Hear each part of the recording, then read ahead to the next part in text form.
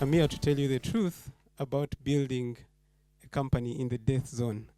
I will start by telling you guys it's okay not to have figured it out. See, I wanted to be a professor. My sister is seated behind there. She would be so proud if I'd turned out to be a professor. I'm sorry, Barbara. I wanted to have a white pickety fence, a beautiful dog, 2 children, lots of books. But you know, Uganda had its own ideas.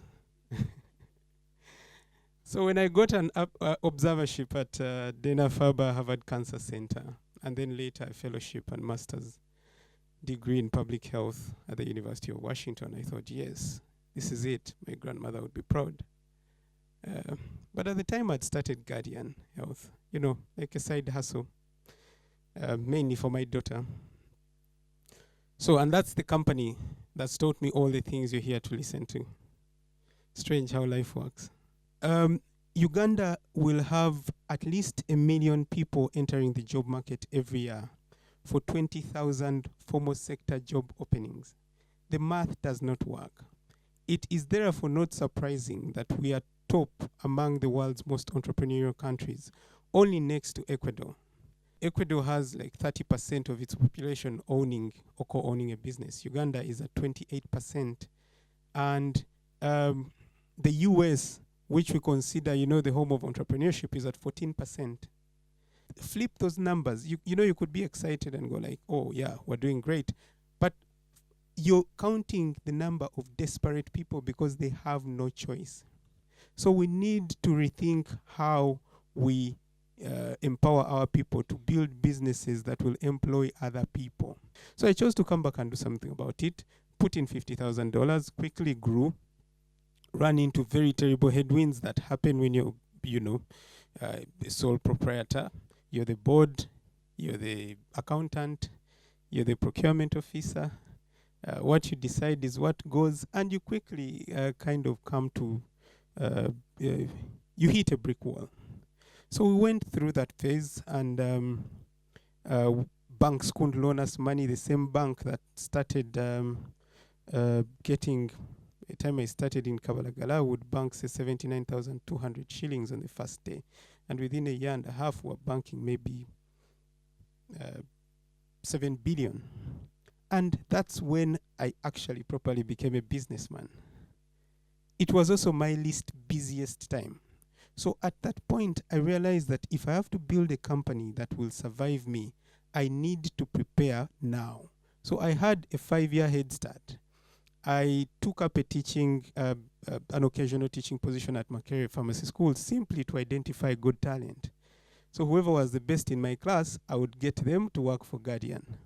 So I would get 22-year-olds, 21-year-olds, and they're the ones who actually run the company now. I felt that the best way for me to ensure that this company survives is by making sure I create a conveyor belt of talent that can replace me. When you take people's money to invest in your company, you need to protect them from key personnel risk.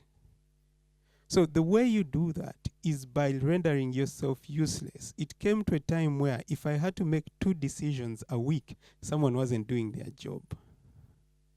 So how do you take such people and empower them to do what you want them to do? You have to understand that there are people who run your company better than you can ever think about it. You're the vision holder, right? But get those people smarter than you, they have greater drive, get them in, and then allow yourself to be vulnerable. Let them see the human side of you. So for me, the way I would bond with my people, and the president here will tell you, is I would drag them to the mountains. So we go in there, they see me suffering, we suffer together, we swear, we do what, we laugh, we cry. Oh, I almost died, fantastic, let's go.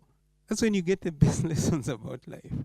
And then after that, they do not fear you. Like, you know, Tony, I think you messed up here. I was going to swear, sorry. I think you messed up here. It's easier for them to give you feedback. Now, what I learned when I was struggling is, I needed money. But oftentimes the bigger risk is scaling company culture. Money is easy to come by. But how you scale company culture, you get people in there, they don't buy in. You started with a very small team, close family, everyone believes in the other. So it's very difficult for each one of those to have an attachment to you, to understand how you think. So how do you make sure that that belief that you, the vision holder, have seeps through the entire fabric of the company? It's spend time with people, allow yourself to be vulnerable, value them, remember their children's birthday where you can. Give them tasks, step away, don't micromanage.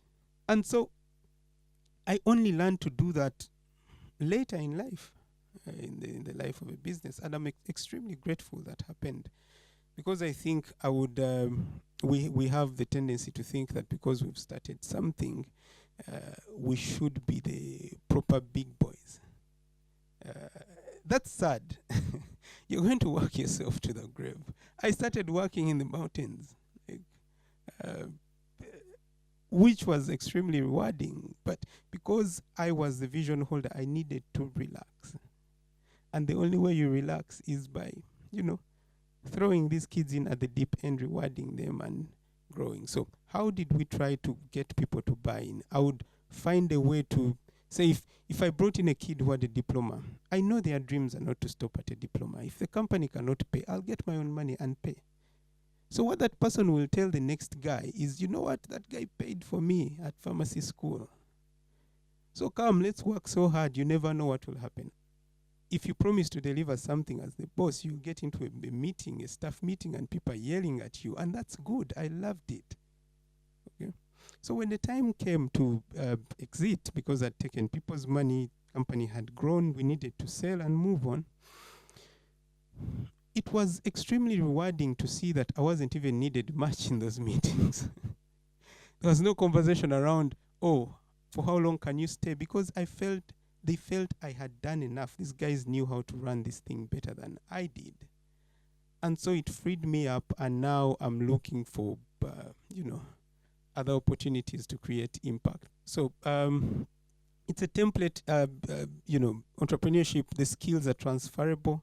Once you know how to build, once you know how to empower people and get out of their way, you are halfway there towards building a company that will survive you.